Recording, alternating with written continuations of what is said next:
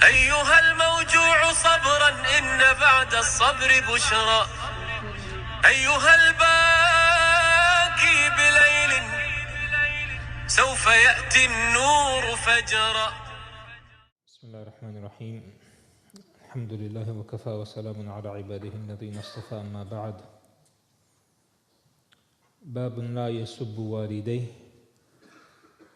عن عبد الله بن عمرو رضي الله عنهما قال: قال النبي صلى الله عليه وسلم: من الكبائر أن يشتم الرجل والديه. فقالوا: كيف يشتم؟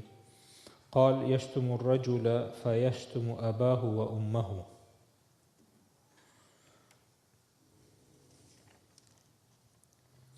وعن أبي بكرة عن النبي صلى الله عليه وسلم قال: ما من ذنب أجدر أن يعجل لصاحبه العقوبة مع ما يدخر له من البغي وقطيعة الرحم.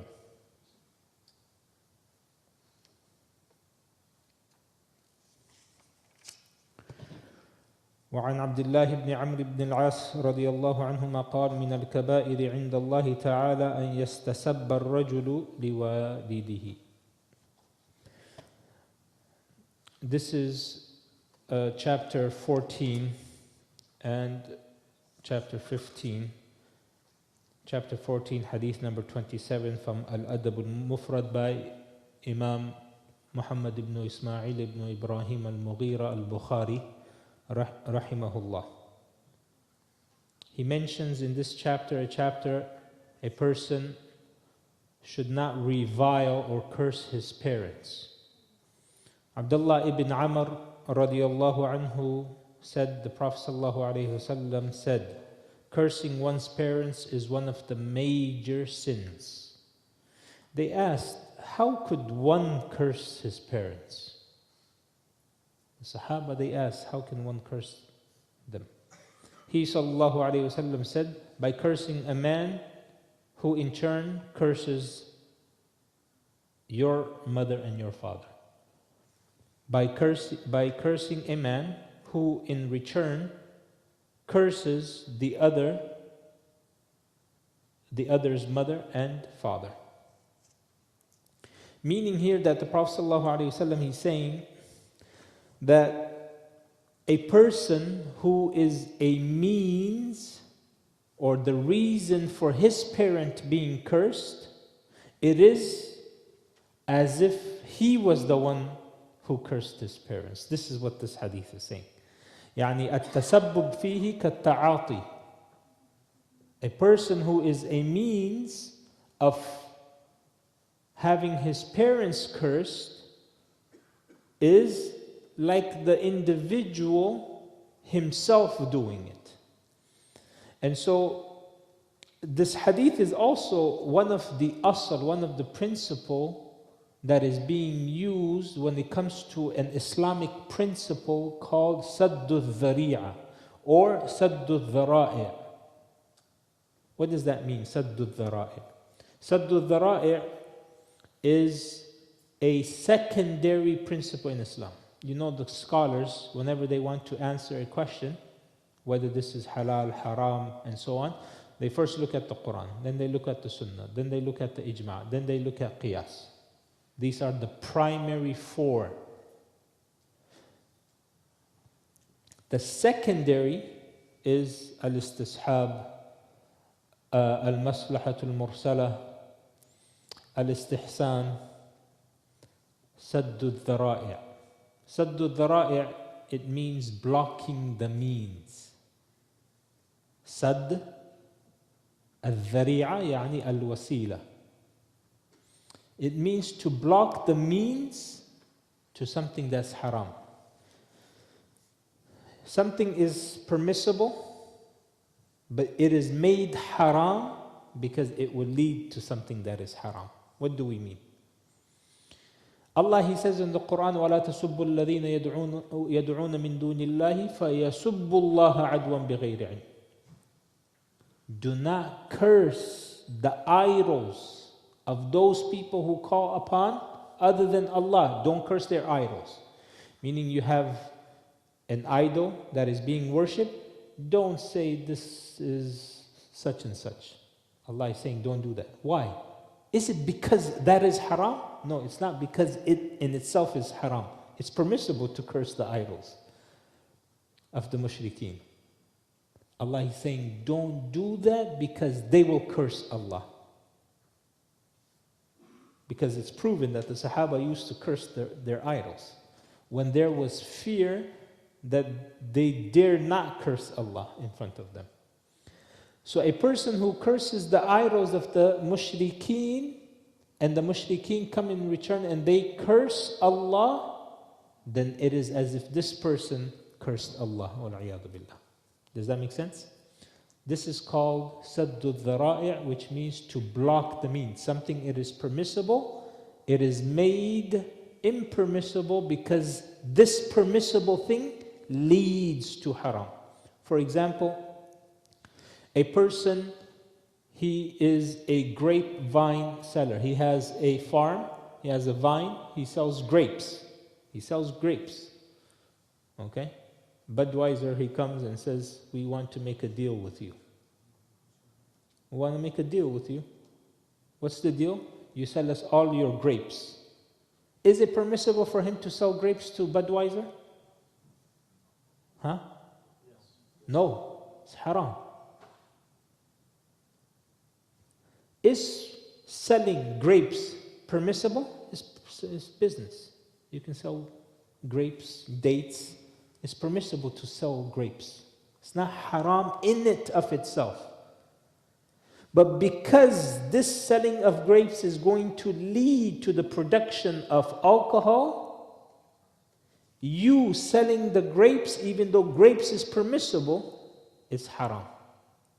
This is called saddu dhara'i'. A person, he's a merchant he sells clothes. And some of the clothes he sells is silk.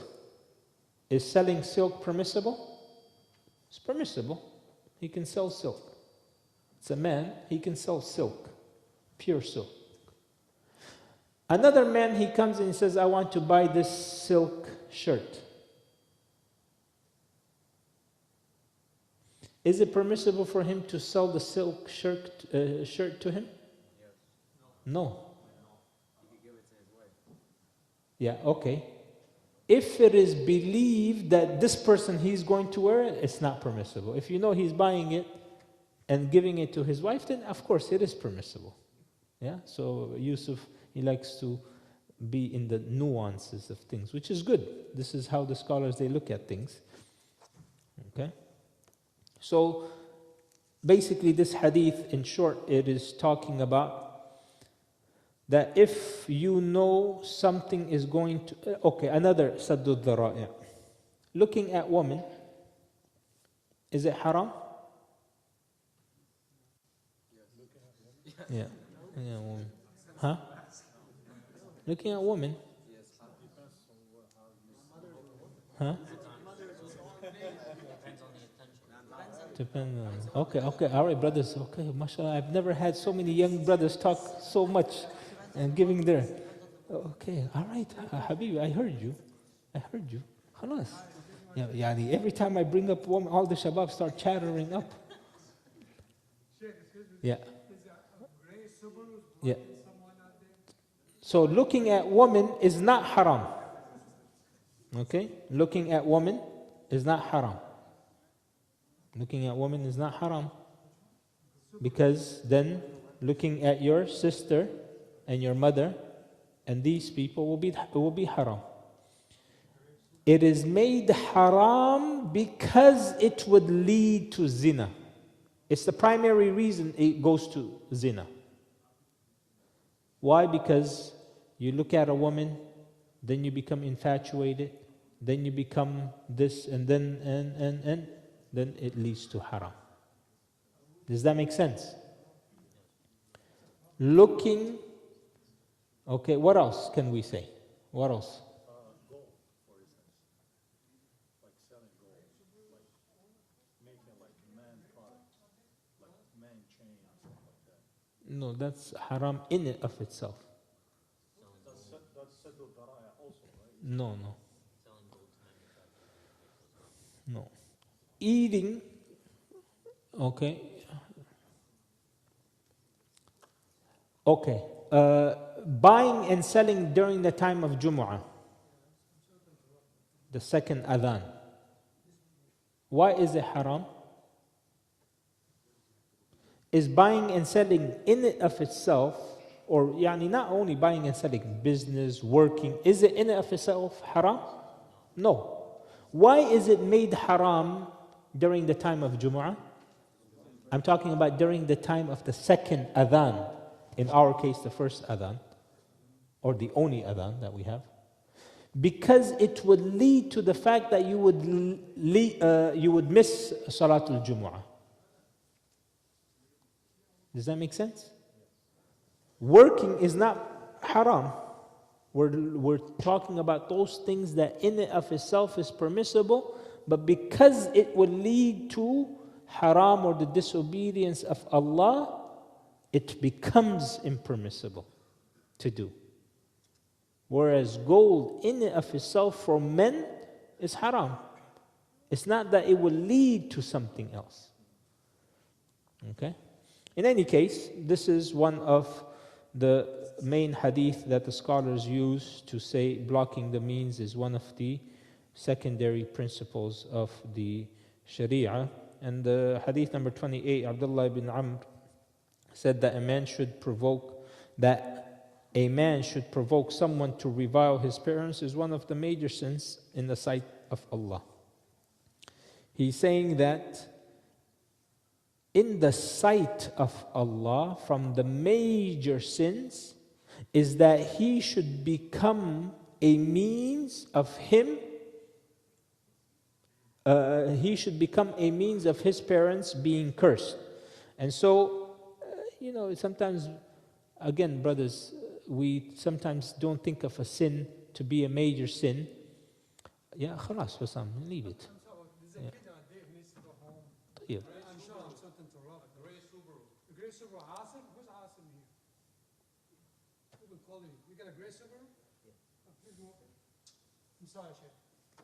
Yeah.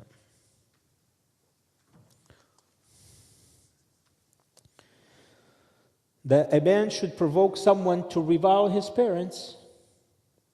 Okay, this is from. So sometimes we think of a sin, sometimes we think of a sin to be very low, to be very minute, but in the sight of Allah, it's huge. Allah, He says in the Quran, وَتَحْسَبُونَهُ هَيِّنًا وَهُوَ عِنْدَ اللَّهِ عَظِيمٌ. You think a sin is hayyin, it's so simple, it's so easy, but in front of Allah, it is something magnificent. And the last hadith is the hadith of Abu Bakra radiallahu anhu, who said that the Prophet sallallahu alaihi wasallam said, there is no sin more deserving that its punishment is quickened in this world for the offender, in addition to what is stored up for him in the hereafter, than oppression and severing ties of kinship. What does this mean? Over here, the Prophet ﷺ, he's saying, there is no sin that deserves both a punishment in this world and a punishment in the hereafter than two sins. Usually people will be punished either in this world or they will be punished in the hereafter. I mean, look at some of the major sins. A person who commits zina, he will be punished in this world if he is caught and it is proven against him. But Allah will forgive all of his sins and he will be forgiven on the Day of Judgment, provided that that was his only major sin that he did. Same thing with someone who steals. It's a major sin. Same thing with someone who lies. He may get away with it in this world, but he's definitely going to feel the consequences in Yawm al-Akhirah. Except there's two sins. He will face the consequence in this dunya and in the hereafter. What are those? A person who severs ties with his family. especially when it comes to parents, this person will face a punishment from Allah in this world, in his life, or in the life of even his parents. He will face the consequences. How? You see a person who is disobedient towards his parents, how does Allah usually punish him? Kama tadin tudan. Like how you were with your parents, your kids are going to be like that with you. Isn't that a punishment in this world? Isn't that a punishment in this world? You make your parents cry, your kids are going to make you cry even more. And you're going to be like, oh, I don't have any kids. Your wife, your husband is going to make you cry. There's going to be other. These are the two sins. And the other sin is oppression. People who concoct all kinds of plots. You know, people who are always plotters. People who will go ahead and backstab others. These kinds of individuals, they will suffer the punishment in this world as well as in the hereafter. Allah, He says, وَلَا يَحِيقُ الْمَكْرُ السَّيِّئُ إِلَّا بِأَهْلِهِ. The people who are always plotting, Allah, He says, usually that these people, they're going to suffer the consequences of their own plot. It's really not going to harm anyone else except themselves. These two people who commit oppression / people who plot, and they're always using trickery, it's going to catch up to them. Their oppression, look at, for example, what happened 10 years ago. Yeah, in some of the countries, for 30 years, these people are committing oppression. 20 years they are committing oppression in a particular country upon their people. Once the people stand up and revolt, the guy, he can't sleep for days. For 30 years he was committing oppression, and for 1 week people stood up, revolted against him, started protesting. He couldn't sleep for a week. Because an oppressor, Allah will snatch away his sleep and sense of security. An oppressor, that's why he will always have bodyguards. He will always have bulletproof everything. He will have castles, and it will be so fortified you need special permit to just even look at the building. Then you need another special permit to even go through the gate. Then you need another special permit to go through the main door of the palace. Then you need another special permit to go up the stairs. Then you need a VVVIP to the power of 10 to go to a room that is next to the oppressor. And then you need to be from the khas of the khas to even have a sitting across, forget about next to him, across the oppressor.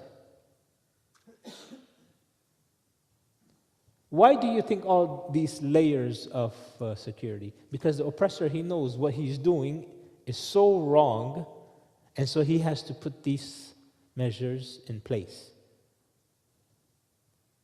When they eat, they make their servants eat first.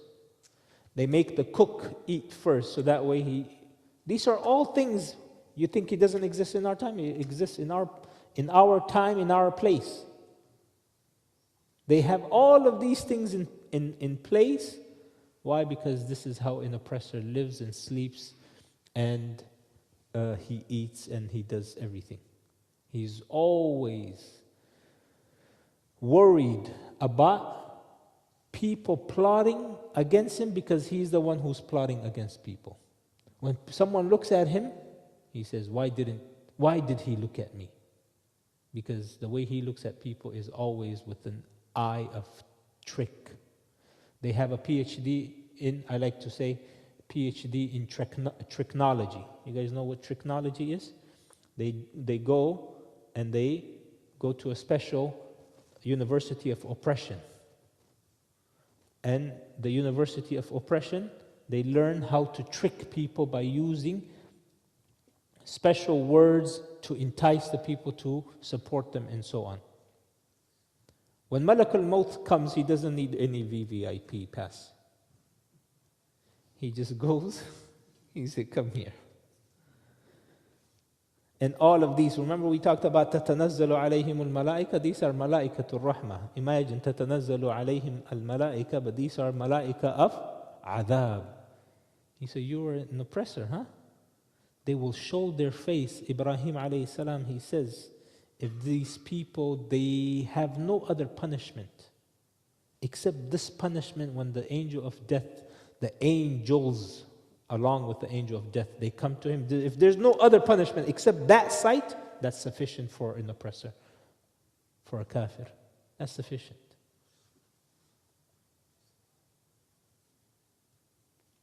So here, the Prophet ﷺ, he's saying two types of people: those who sever ties of kinship and those who commit oppression.